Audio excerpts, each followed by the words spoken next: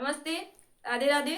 उम्मीद करती हूँ आप सभी लोग खुश होंगे और अपनी पढ़ाई पूरी अच्छे से कर रहे होंगे। हम पढ़ रहे थे अलंकार। अलंकारों में हम लोगों ने पढ़ लिया था शब्दालंकार और आज पढ़ेंगे अर्थ अलंकार। बस अपना ध्यान बोर्ड पे रखिए, आपको अच्छे से आ जाएगा, भूल नहीं पाओगे।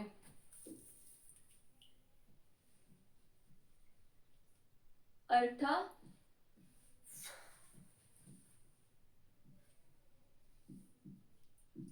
अलंकार आपके सिलेबस में है। अर्थ में नंबर 1 उपमा अलंकार,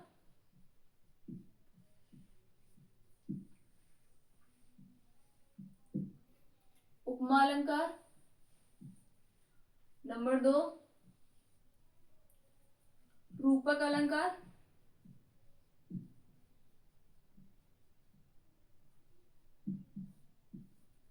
नंबर 3 उत्प्रेक्षा अलंकार।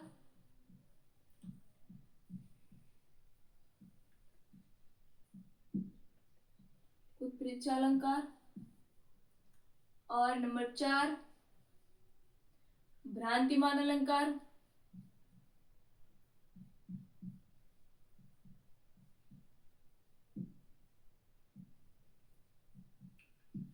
नंबर 5 संदेह अलंकार।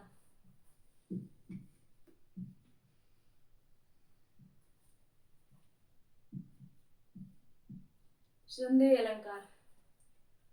तो अब हम लोग पढ़ेंगे नंबर 1 उपमा अलंकार।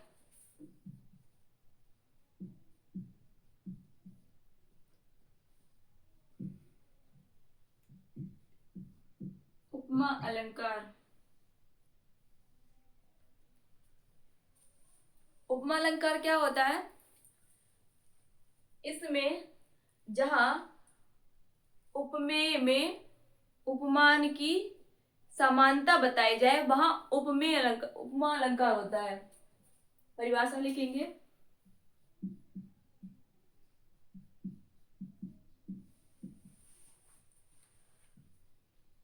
जहां उप में उपमान की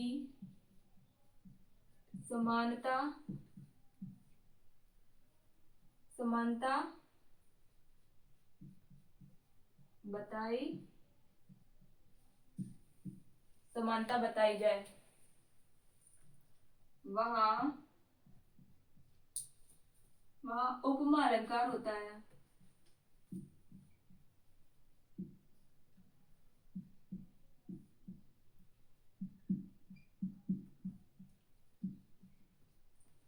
जहां उपमेय में उपमान की समानता बताई जाए वहां उपमा अलंकार होता है। अब ये हम नहीं जानते हैं कि उपमेय और उपमान क्या होता है।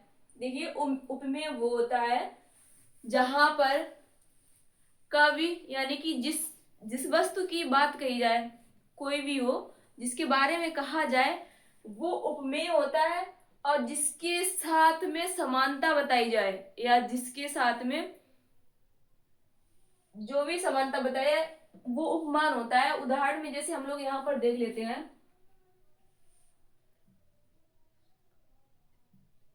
चंद्र सा मुख। इसमें देखिए मुख की चंद्रमा के साथ समानता बताई जा रही है। इसमें बोला जा रहा है कि जो मुख है वो चंद्रमा के समान है। तो इसमें किसके बारे में बात कही? मुख के बारे में बात कही, मुख। तो ये क्या हो गया? उपमेय हो गया। ये उपमेय हो गया। और मुख के साथ समानता किसके साथ दी गई है? चंद्रमा के साथ। यानी कि मुख किसके जैसा है? चंद्रमा के जैसा है। तो ये हमारा उपमान हो गया। जिसके बारे में कहा जाए वो उपमेय होता है, और जिसके साथ समानता बताई जाए वो उपमान होता है। उम्मीद करती हूँ समझ में आ गया होगा।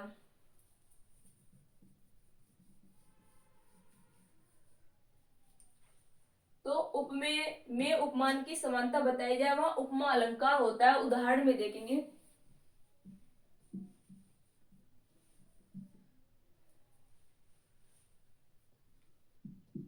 हरि पद कोमल कमल से। और ये उपमा में सा सी से और भी आता है, सा सी से सरिस, तो समझ लेना वहां पर उपमा अलंकार होता है। इसमें से आया ये। इसमें बताया गया है कि भगवान, हरि मीन्स भगवान, भगवान के पद मीन्स पैर, कोमल है, किसके जैसे कोमल है? कमल के समान, यानी कि भगवान के पैर कमल के समान कोमल है। तो यहाँ पर इसमें स्पष्टीकरण में लिखेंगे,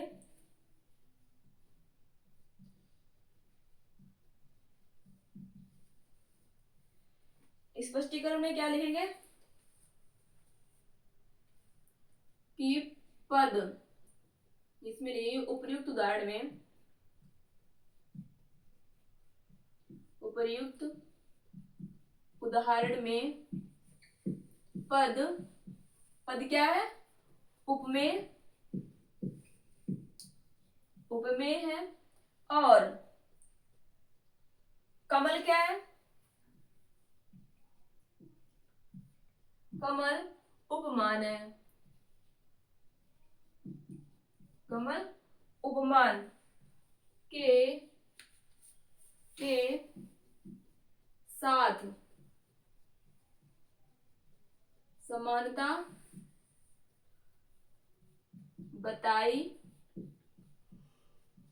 गई है, अतः यहाँ उपमा अलंकार, उपमा अलंकार, उपमा अलंकार है। स्पष्टीकरण में लिखेंगे, उपयुक्त उदाहरण में जो पद यानी कि पैर है वो उपमेय है, यानी कि पैरों की तुलना कमल के समान की गई है, तो कमल क्या हो गया? उपमान हो गया। तो उसके साथ समानता बताइए था यहाँ पर उपमेय अलंकार है, उपमा अलंकार। और इसके बाद में इसमें उपमा अलंकार में ये और होते हैं, देखो यहाँ पर उपमेय क्या होता है, लिख लो यहाँ पर उपमेय, कभी कभी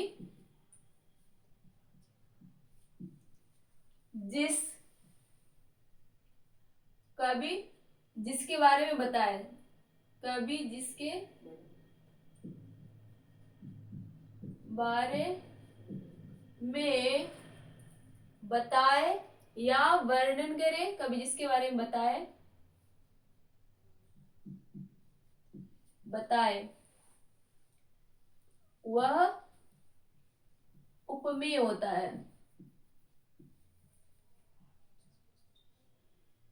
इसके बारे में यहाँ बताया गया है, पैरों के बारे में बताया गया है, तो ये क्या हो गया यहाँ पर? उपमेय। अब यहाँ पर लिखेंगे उपमान क्या होता है? उपमान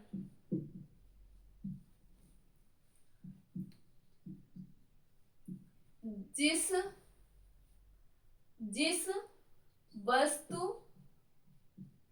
वस्तु के साथ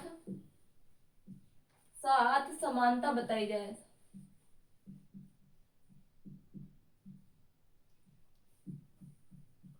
बताई जाए वह उपमान होता है।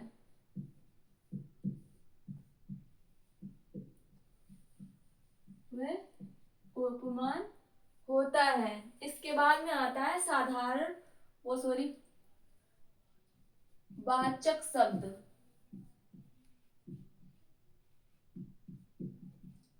वाचक शब्द क्या होता है? वाचक शब्द जो जो समानता, जो शब्द लिखेंगे, जो शब्द समानता बताए, जो शब्द समानता बताए हुए वाचक शब्द होता है। वाचक शब्द होता है। इसके बाद में आता है साधारण धर्म। साधारण धर्म क्या होता है? जो यानी कि उपमेय, उपमेय और उपमान, उपमान दोनों में एक समान गुण विद्यमान होता है। गुण विद्यमान होता है। साधारण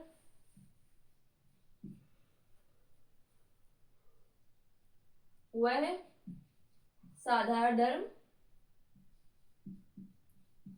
होता है। एक बार समझ लेंगे, उपमेय जिसके बारे में बताया जाए या जिसके बारे में बात की जाए वह उपमेय होता है। यहाँ पर जैसे कि पद यानी कि पैरों में कहा, पैरों के बारे में बात कही कि पैर किसके समान है? कमल के समान है। फिर उपमान क्या होता है? जिस वस्तु के साथ समानता बताई जाए वह उपमान होता है। जैसे कि किसके साथ समानता बताएगी? कमल के साथ, तो कमल यहाँ पर क्या है? उपमान है। और वाचक शब्द क्या होता है? वाचक शब्द जो होता है जो समानता बताए वह वाचक शब्द होता है। इसमें क्या समानता बता रहा है? भगवान के पैर कोमल से हैं, यानी कि से समानता बता रहा है। यहाँ पर पैर कैसे हैं? कोमल से, तो इसमें वाचक शब्द क्या हो जाएगा? से। और साधारण धर्म क्या होता है? जब उपमेय और उपमान में दोनों में एक गुण विद्यमान होता है वह साधारण धर्म होता है। इसमें क्या है? कमल भी कोमल है और कमल भी कोमल है, तो दोनों की एक गुण, दोनों में एक गुण पाया गया है। दोनों कैसे हैं? कोमल है। तो यहाँ पर साधारण धर्म क्या हो जाएगा? कोमल। समझ में आ गया होगा? ठीक है। इसके बाद में पढ़ेंगे रूपक अलंकार नंबर 2। रूपक अलंकार। रूपक अलंकार क्या होता है? जहां पर उपमेय में उपमान का भेद रहित आरोप हो वहां पर रूपक अलंकार होता है। परिभाषा डालेंगे। परिभाषा जहां उपमेय में उपमान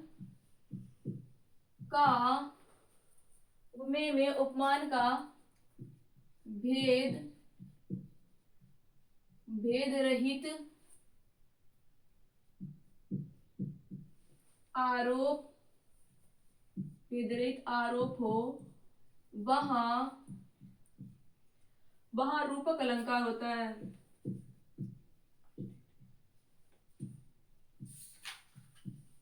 रूपक अलंकार होता है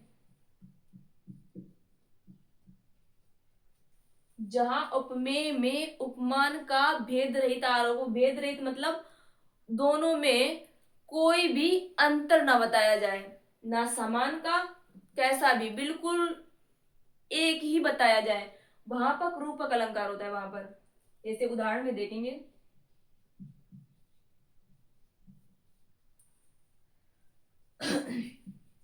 चरण, कमल,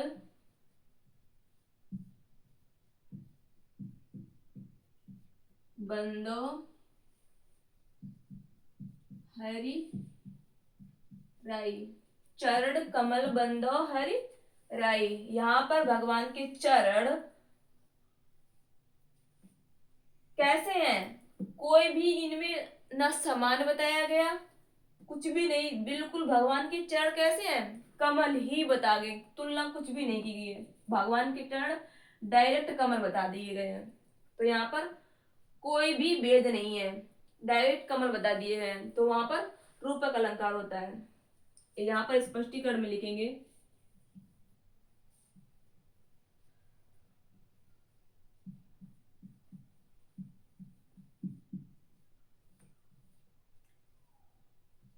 स्पष्टीकरण में क्या लिखेंगे?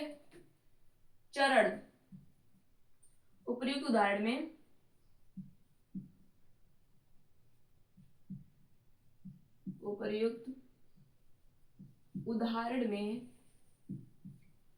चरण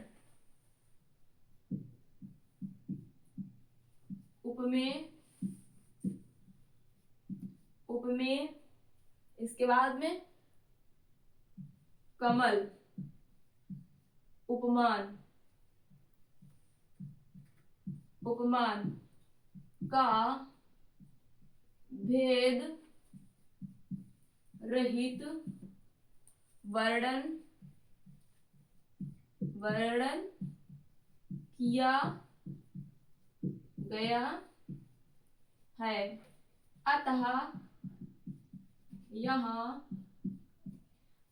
यहाँ रूपक अलंकार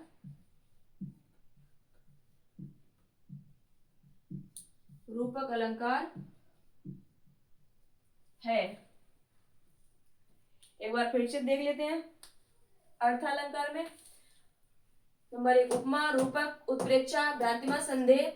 उपमा अलंकार क्या होता है? जहां उपमेय में उपमान की समानता बताई जाए, जहां उपमेय में उपमान की समानता बताई जाए, वहां पर उपमेय अलंकार, उपमा अलंकार होता है। जैसे कि उदाहरण में हरि पद कोमल कमल से, यानी कि भगवान के पैर कोमल है कमल के समान।